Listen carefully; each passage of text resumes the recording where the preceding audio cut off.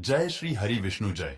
माँ लक्ष्मी नमस्कार। दोस्तों, आज की इस बहुत ही सुंदर वीडियो में हम आपको बताएंगे वैशाख मास के शुक्ल पक्ष की एकादशी के बारे में। इस एकादशी व्रत को कब रखना है, कब खोलना है, इस दिन भगवान को क्या भोग लगाना चाहिए, अगर आप तुलसी पत्र तोड़ना भूल गए हैं तो फिर क्या करना चाहिए, द्वादशी तिथि के दिन यदि समय पर दान न दे सके तो क्या करना चाहिए, ये सारी बातें आज की इस वीडियो में आप जानेंगे।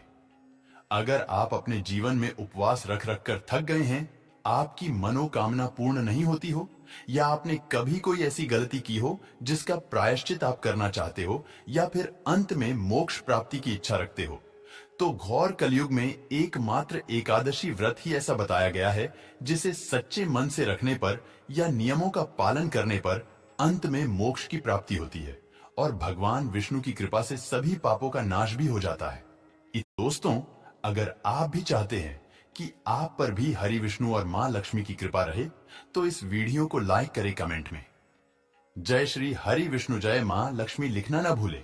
दोस्तों, हर महीने के कृष्णा पक्ष और शुक्ल पक्ष की 11वीं तिथि यानी एकादशी की तिथि को एकादशी व्रत रखा जाता है और ये व्रत भगवान विष्णु को समर्पित होता है। भगवान विष्णु के अलग अलग अवतारों की पूजा हर एकादशी व्रत में की जाती है, जैसे कि इस बार विशाल शुक्ल का नाम मोहिनी एकादशी है और यह भगवान श्री हरि के एकमात्र स्त्री रूप यानी मोहिनी अवतार को समर्पित माना जाता है। कहते हैं कि जब समुद्र मंथन हुआ था तब उसमें से जो अमृत कलश निकाला था उसे लेकर दानव भाग गए थे। अगर दान इस अमृत का पान कर लेते तो वह सदा सदा के लिए अमर हो जाते। तब भगवान विष्णु ने इस संसार के कल्याण के लिए और सभी देवताओं की रक्षा के लिए मोहिनी रूप धारण किया और अपने मोहिनी रूप में दानवों को उलझाकर छल से सभी देवताओं को अमृत का पान करा दिया। इस अमृत का पान करके सभी देवता गण अमर हो गए और उनकी खोई हुई शक्तियां भी पुनः वापस मिल गईं। मोहिनी एकादशी का व्रत हर प्रकार के मोह माया बंधन से दूर करने वाला है, इसलिए हर भक्त को चाहिए कि आज के दिन सच्चे मन से भगवान विष्णु की पूजा करें। यदि संभव हो तो उपवास रखें। जिनके लिए उपवास के नियमों का पालन पूर्ण करना संभव नहीं है, वो केवल इस दिन भगवान विष्णु की सच्चे मन से पूजा भी कर सकते हैं। दोस्तों, इस बार 19 मई 2024 रविवार के दिन मोहिनी एकादशी है और एकादशी का उपवास भी केवल इसी दिन रखा जाएगा। यही एकादशी द्वादशी तिथि और उदय तिथि के अनुसार होगी। एकादशी तिथि प्रारंभ होगी 18 मई 2024 सुबह 11:23 पर शुरू होगी। वहीं इसका समापन अगले दिन 19 मई 2024 दोपहर 1:50 पर होगा। मोहिनी एकादशी की पूजा के लिए शुभ मुहूर्त 19 मई को सुबह 7:10 से दोपहर 12:18 तक रहेगा। मोहिनी एकादशी का पारण 20 मई को सुबह 5:28 से सुबह 8:12 के बीच किया जाएगा। एकादशी व्रत का अनिवार्य नियम ये होता है कि द्वादशी तिथि को व्रत हमेशा शुभ मुहूर्त में खोल जाए, तभी यह व्रत पूर्ण माना जाता है। हमेशा सूर्योदय के बाद और हरिवासर का समय बीतने के बाद ही एकादशी का उपवास खोलना चाहिए, नहीं तो यह व्रत हमेशा अधूरा रहता है कि गई पूजा पाठ या कोई भी पुण्य आपको अधूरा ही प्राप्त होगा। अब बात करते हैं, क्योंकि इस बार रविवार के दिन एकादशी का व्रत है।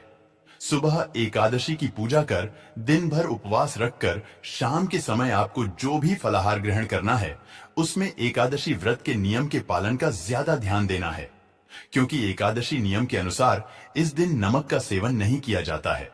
किसी भी प्रकार के अन्न का या फिर चावल, चाहे वो व्रत के चावल ही क्यों ना हो, उसका सेवन भी नहीं किया जाता है। तो ऐसे में आप एकादशी व्रत करें या फिर आप फलाहार करके शाम को व्रत का पारणा कर सकते हैं, क्योंकि एकादशी व्रत में जो लोग निराहार नहीं रह पाते हैं वो शाम की पूजा करने के बाद एक समय फ्रूट्स आदि या फलों का जूस आदि ले सकते हैं और अगले दिन द्वादशी तिथि का फिर आपको नियम पूर्वक पारणा करना चाहिए। उस समय आप व्रत में सेंधा नमक का सेवन कर सकते हैं, सादा नमक का सेवन कर सकते हैं।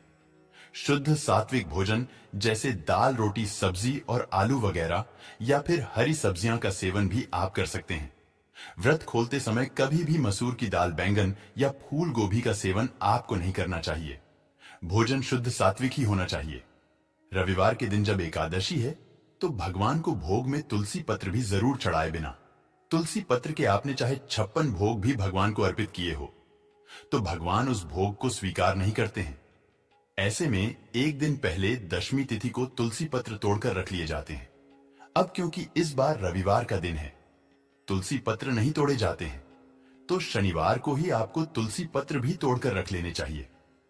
किसी कारण से आप तुलसी पत्र शनिवार के दिन तोड़ना भूल गए हो तो आप रविवार के दिन सुबह सुबह यदि तुलसी पत्र आपको अपने आप गिरे हुए मिल जाए तो उन्हें ही आप गंगा जल से धोकर भगवान विष्णु को भोग में अर्पित कर सकते हैं। एकादशी के दिन हम भगवान को क्या भोग लगाए, तो इस व्रत में केवल फलों का ही या फिर फलों के जूस या फिर केवल ड्राई फ्रूट्स का भोग भगवान को अर्पित किया जाता है।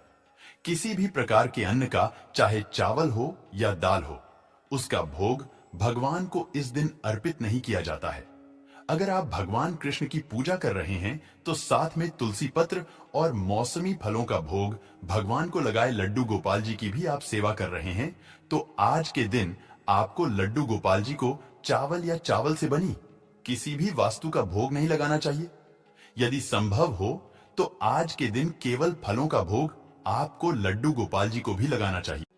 किसी कारण से अगर आप द्वादशी तिथि को समय पर दान न दे पाए तो कब दान देना चाहिए, तो देखिए, व्रत का पारण करने से पहले किसी न किसी रूप में आपको दान जरूर देना होता है। अगर आप किसी योग्य व्यक्ति को दान देने का सामर्थ्य नहीं रखते हैं या आपके पास उस समय इतना ज्यादा टाइम नहीं है कि आप दान दे सकें तो आप दान की सामग्री को उठाकर रख ले, लेकिन उससे पहले गौमाता को आप गोग्रास निकाल कर दें।